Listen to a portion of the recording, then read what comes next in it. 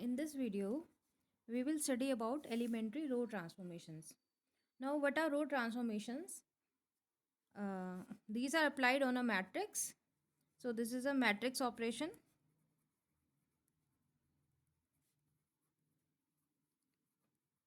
that changes rows of a matrix. There are several applications of elementary transformations. They are used to find the inverse of a matrix, to determine the determinants of a matrix, and solve the system of linear equations. So there are mainly three types of elementary transformations we can apply in a matrix. First, we can interchange the rows. So first is interchanging the rows, or we can also say that the swapping of rows. Second is scaling. Scaling means we can multiply any scalar with the elements of a row. Suppose we have a row in which the elements are 1, 2, 3. Then we can multiply this row with any scalar. For example, 2. Then I can multiply 1, 2 and 3 with 2 to get 2, 4 and 6. So the row 1, 2, 3 is changed to the row 2, 4, 6. This is called scaling. The third transformation is adding a scaled row.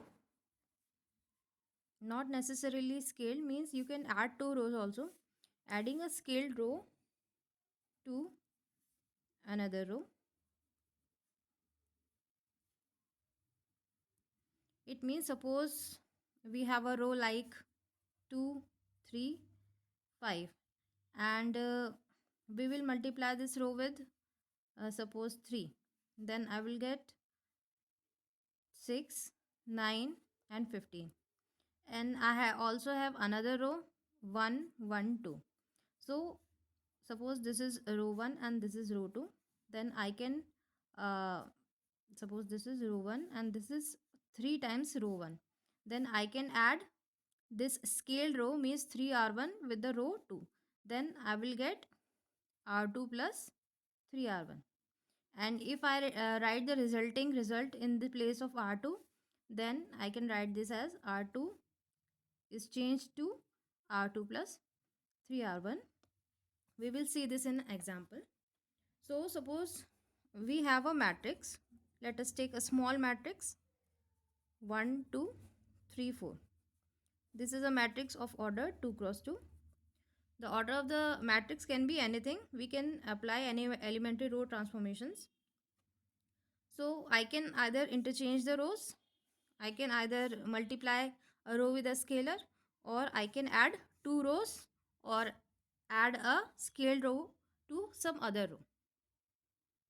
Now suppose this is the matrix A 1, 2, 3, 4.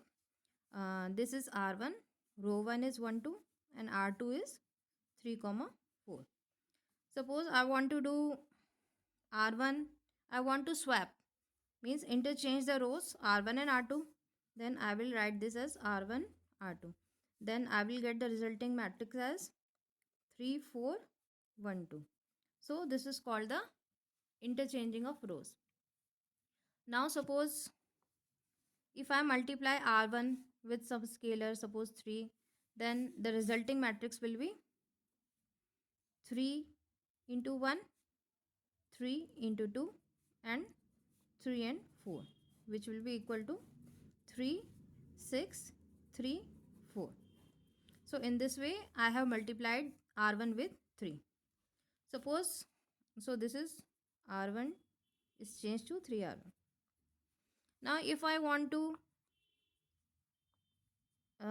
change the row 2 and I want to change it like R2 plus 3R1, then R1 will remain same because we are not doing any transformation on R1. We are only changing R2. So suppose R2 is changed to R2 plus 3R1, then you can write the value of R1 only. R1 will remain same And now R2 will be changed to R2 plus 3R1. Means you have to pick the elements of R2 and you have to do R2 plus 3R1. Means you have to suppose this is your transformation. So first you take R2, the element of R2, first element of R2, which is 3, and then you have to add 3 times R1. R1 means the element of R1, means first element of R1 is 1. So in place of first element of R2, we have R2 plus 3R1, which is equals to 3 plus 3 into 1, which is equal to 6. So you have applied R2 plus 3R1 on the first element. Now at this place, you will have R2 plus 3R1 again. In place of R2, you will pick the second element of R2, which is 4. Then 3 times R1. R1 means the second element of R1, which is equal to 2. So this is equals to 4 plus 6, which is equal to 10. So you have done R2 is changed to R2 plus 3R1. So these are the types of elementary transformations which you can apply on some matrices. Now let us take some other matrix of higher order. Suppose we have a matrix B which is equal to 1, 2, 3 and 3, 5, 6. So this is the matrix B. The order of this matrix is 2 cross 3. 2 rows and 3 columns. We have only 2 rows again, R1 and R2. Now suppose I have to change R1 to R1 minus 3R2. It means I have to take first element of R1 and I have to subtract 3 times the element of R2, first element of R2. So the resulting matrix will be, there is no change in R2, so I'll copy the elements of R2, 3, 5, 6. Now R1, the first element of this row will be R1 minus 3R2. First element of R1 is 1. So I'll get 1 minus 3 into first element of R2 is 3. So this is equal to minus 8. So I'll get minus 8 over here. Now for this element, I'll do again R1 minus 3R2. Second element of R1 is 2. And 3 times the second element of R2, that is 5. So this is equals to 2 minus 15, that is minus 13. And for this our last element, uh, third element of R1, that is 3 minus 3 into third element of R2, that is 6, which is equals to 3 minus 18, that is minus 15. So for any matrix you can apply elementary transformations. Now elementary transformations are basically used to find the echelon form of a matrix. Now what is an echelon form? Suppose you have a matrix and you apply elementary transformation to reduce this matrix. Now we have to reduce this matrix, means I need to get as many zeros as possible at the first, second, third, means the preceding values of each row should be containing as many zeros as it can. So we have to make basically zeros on the rows of the matrix such that the first element or first second element or first and third elements are 0. Now suppose the order of the matrix is 4 cross 4. So we have a non-zero element over here.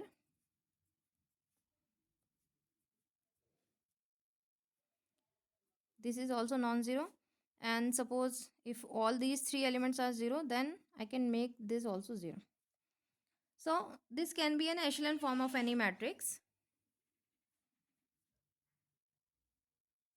Or you can also say that you have to reduce the matrix in upper triangular form, because in this matrix the elements that are above the diagonal are non-zero and that are below the diagonal are 0. So this is an upper triangular matrix. So we have to reduce a matrix in echelon form means we have to reduce the matrix to upper triangular matrix. So we can use the elementary transformation. So let us take an example.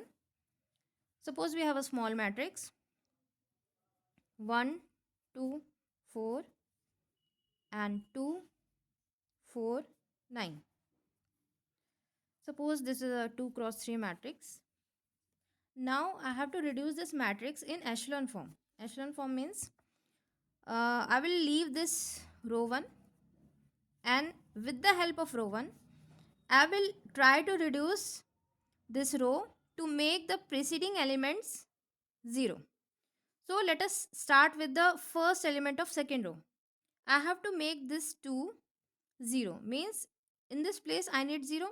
So I have to subtract this 2 with 2 only, then I'll get 0. So how I can do this? First of all, I am changing row 2, so I'll write R2 is changed to. Now I have to subtract 2 minus 2. So I will subtract 2 times R1 from R2 because the first element of R1 is 1. So I will multiply R1 with 2. So I'm scaling R1 with 2. So in this way I'll get 2 over here, 4 over here and 8 over here. So when I will subtract R2 with 2 R1, I'll get 0 at the first place.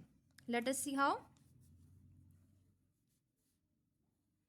When apply R2 is changed to R2 minus 2 R1, I'll get in the first place R2 minus 2 R1, that is 2 minus 2 into R1 first element, that is 1. So which is equal to 0. First of all, I'll copy as it is this row 1. Then the first element of R2 will be 0.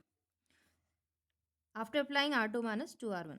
Then for the second element, I'll get, I have tried to make this element only 0. If the second element also becomes 0, it is just by chance. I'm not doing it intentionally. First, you have to try to make this element 0, first element.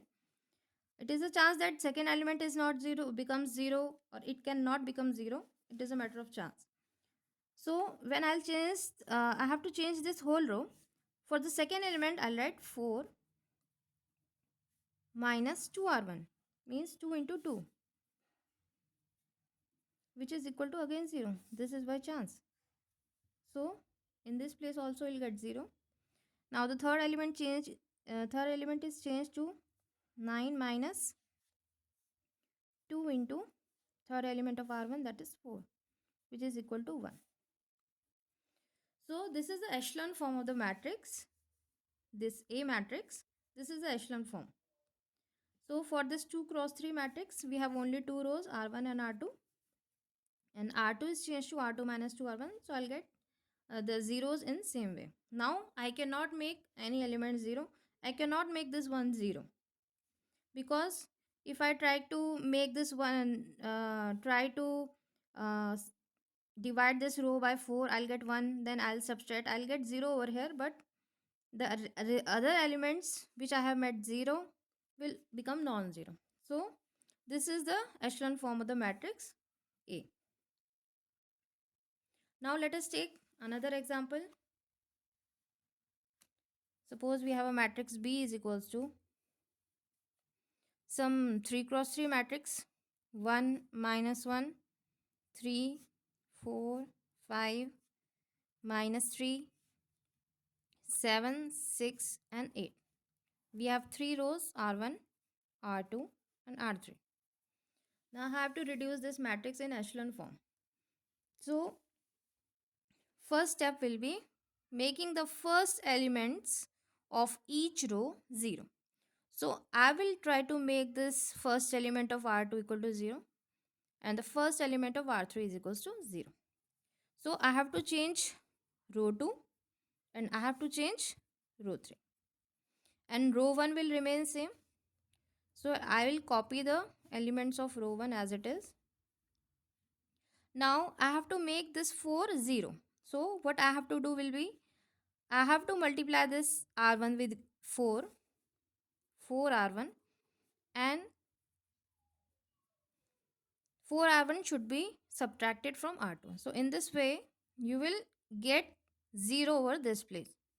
Now, if want to make this 7 equal to 0, then I have to subtract 7 from this row, means this element 7 minus 7. So I will get 7 by multiplying r1 with 7.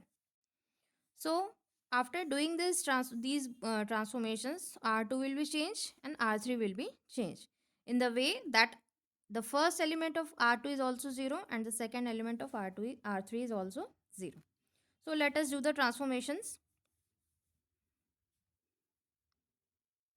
The first element of r2 will be 4 minus 4 into first element of r1, that is 1, which is equal to 0. So this is 0. Now second element will also change. 5 in place of r2 I will take 5, and in place of r1 I will take minus 1. So 4 into minus 1, which is equals to 5 plus 4, which is equal to 9. So at this place I will get 9. And the next element is minus 3 in place of r2, and minus 4 into third element of r1, which is equal to 3. So this is minus 3 minus 12, which is equals to minus 15. So this is the new value of r2. Now r3 is also changing. r3 minus 7 r1. So the first element will be, in place of r3 I will take 7 minus 7 into 1, which is equal to 0. Now next 6 minus 7 into minus 1, which is equals to 6 plus 7, 13, and 8 minus 7 into 3, 8 minus 21, which is minus 13. So we have made the first elements of both of these rows r2 and r3 is equals to 0. Now we have to check whether I can make some more zeros also. So now we can make this place also 0, because I can use the value of r2. I cannot now use r1 because the first element of r1 is non-zero. If I use this r1 again, these zeros will become non-zero. So I can, if you want to make the elements of r3 is equals to 0, you can use r2, because the first element of r2 is already 0. So it will not make this 0 non-zero. So I will change r3. Now my task is to change the value of 13 equal to 0. So I need 13 minus 13. So I have to minus r3 with the use of r2. For making 13 equal to 0, I need 13 also over here.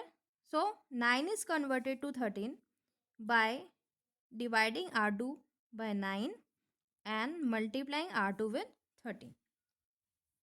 So if I use this transformation, I will get 0 over here. r1 is not changed, so I will copy the elements of r1.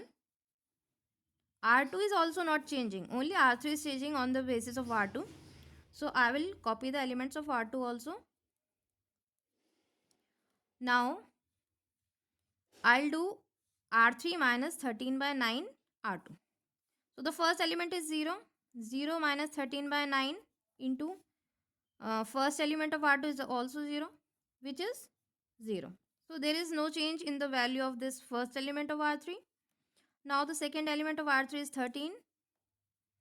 So 13 minus 13 by 9 into second element of r2, that is 9. So you can see 9 is cancelled by 9 and 13 minus 13 is equals to 0. So you will get 0 over here. And for the last element, we have minus 13 by 9 into minus 15. So this is minus 26 by 3. So you will get minus 26 by 3 over here. Now you cannot make this 0 because if you choose R2, this 9 will again make this 0 equal some non-zero value. So this is the most reduced form after applying the elementary transformations for the given matrix B. This was the matrix B. This was a 3 cross 3 matrix and you have 3 rows. So you used R1 to convert the first element of R2 and R3 equal to 0. And after they converted, in the next step, you use the value of R2 to convert this second element of R3 equal to 0. So now you can see this matrix in upper triangular form. So this is the echelon form of the matrix. You can see there is 0 in the first row, second row. First element of the second row is 0. First and second element of the third row of 0. So this is the echelon form.